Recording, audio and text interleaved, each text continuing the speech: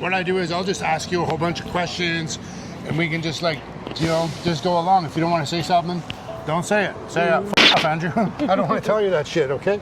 Does that make sense? Yeah. Yeah, be respectful, All right, well, hey friends, I'm back. It's Drew Coover, and I'm sitting here with, just get right into it, guys, right into it. Like, subscribe, share the content, please. It really helps the algorithm because YouTube's just, it's bad. These people are bad, so am I. Anyways, Drew Coover, what's your name? Colette. Colette, awesome, nice to meet you. Again, we had a short conversation yesterday. Yeah. Where are you living right now? I'm living at the shelter on Granville called the Granville Restoration. Who runs it? Like the builders group? I honestly don't know. That's okay. But it's safe at night and stuff like that? Yeah, somewhat, yeah. It's somewhat safe. There's employees and workers around? Yeah, it's 24/7, yeah, And so why did you have to move in here? What was the sort of the story? And I'll just let you explain to me what you explained yesterday in your own words. Just try to keep it straight and narrow. You were living down on another building down on the east, like in the heart of, she was living in the heart of the chaos. So go ahead. Yeah, I was living on the main terminal at the Mods across from McDonald's. And I was evicted 2 days after I went to the hospital. And what happened when you were in the hospital? You had amputation. Yeah, I had my leg. Yeah. What happened? Why did you have your leg amputated? Because you had an infection, probably because of some not knowing what you were putting in your lungs, like bad drugs? I had wounds on my legs, on the inside of my ankle, and I broke my ankle like a month and a half ago, and they couldn't put a cast on it on my leg because of the wounds. Okay, so that's what happened. So they put an exterior X-fix on the outside with 3 pins below my knee and a long pin going right through my ankle, and it just didn't work out. So They said, did they give you an option? Did they say the best thing is amputation, or did they say, can we keep you in the hospital for a month and do you a better job than to amputate? Do you remember what happened there? No. They actually discharged me like a few weeks early. I kept asking them if they could let me stay because I'd say a few more weeks, maybe at least 2-3 more weeks, my wounds would have been healed. But the hospital has a rotating bed system, so they had to get you out. Oh no, this was at VGH. There was beds available there. There's lots of beds available at VGH, but they were trying to get you back out into your place downtown. I didn't have a place downtown. By then you anymore, didn't. Yeah. By then you didn't have a place. Yeah. So they evicted you because what you were saying yesterday, which I found really, really quite interesting, friends, is because she needed a lift for her to get out of bed, in and out of bed. Because you can't see it, but she's just below the knee on the right leg, and the left ankle is pretty bandaged up because of, again, unfortunate situation, infection. But then they said, well, the group that she was living at, they didn't have the resources to put a whole thing in there for her, so they just straight up evicted her and sent you to the hospital. Yeah. And then from the hospital, they put you in this shelter. Yeah. So they... Yeah, I think after, when they discharged me, I didn't even last a day or two because I got... maggots on my wounds, on the... Yeah. And I was sent back to the hospital, and I noticed it was the 3 pins on top were It was bad. Yeah. Can I segue into something maybe a little bit touchy? How long have you been physically dependent on? When did you start? I started when I was 12. By the time I was 16, I was full blown. When I was 14, I think. 14, so around the same age. And you grew up, where did you say, in Edmonton or Prince Rupert? Prince George. Prince George. Yeah, 14 years, Prince George area. Wow. So, how long have you been on the street in Vancouver? How long have you been down in the downtown Eastside? A long time, over 10 years. Over 10 years. Over 10 years with my mom. With your mom? Your mom Yeah. recently... She passed away in 2 years. She passed away 2 years ago. And you have a daughter. What's her name? Her name's Annabella. Annabella. If she was here right now and she was sitting with us, oh, God bless. You know what? It's hard, isn't it, eh? We had this talk yesterday about this.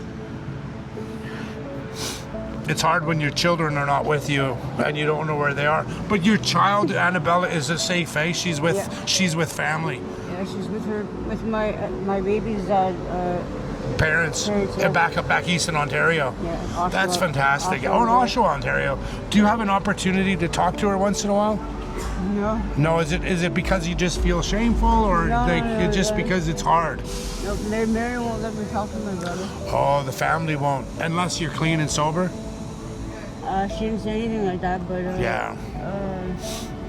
A lot of times we see friends that, by the time people get down here and they're situated down here, family is sort of becomes the street people, it becomes the neighborhood, and the family that we grew up with becomes, kind of non-existent.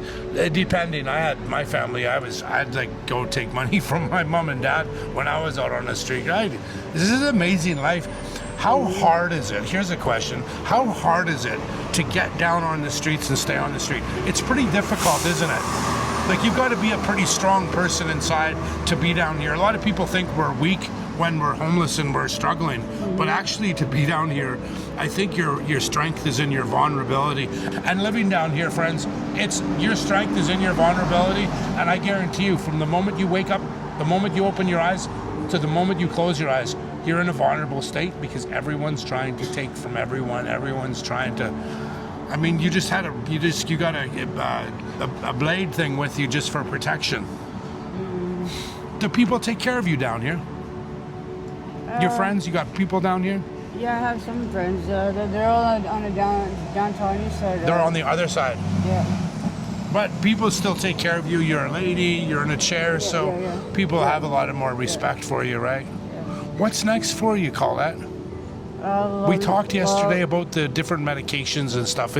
So I don't want to use the big words, but that Sublocade thing, you think that's a good thing, eh? Yes and no. But just maybe once instead of taking it every month for a long time? Yeah. Just take it once this time? Mm-hmm. Yeah.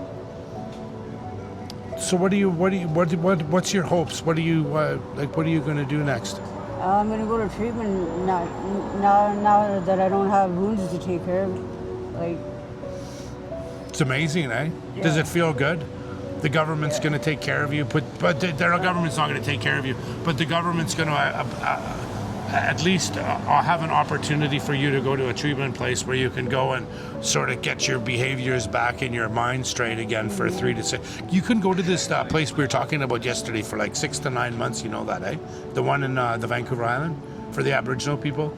You can stay there for 9 months. It's hard to get in. Yeah, you can stay there for 9 months, but it's hard to get in. But once you're in, you're as long as you conform to their rules, the 12 steps. Clean up your bed. I mean, you're in a chair, so you'll have a lot more supports than the average Joe. Not that you need it. You only need it because, of course, the chair problem, right? So when are you going to go to detox? How is that going to look for you? I don't like the detox, the adult detox. Not here. Why not? Because they only let you stay for like 7 days. Yeah. Did they give you drugs when you're there? They give you pharmaceuticals? Or do you know anything about that?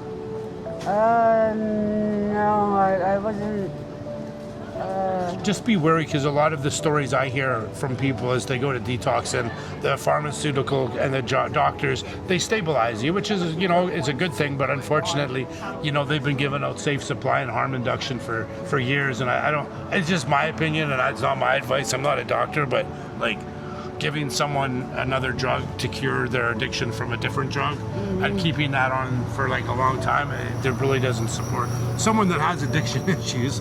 Clearly you do. Clearly I do. I mean, the only difference between her and I, friends, is I got more days between her and I, right? Like, that's really the only difference. I still fuck things up consistently.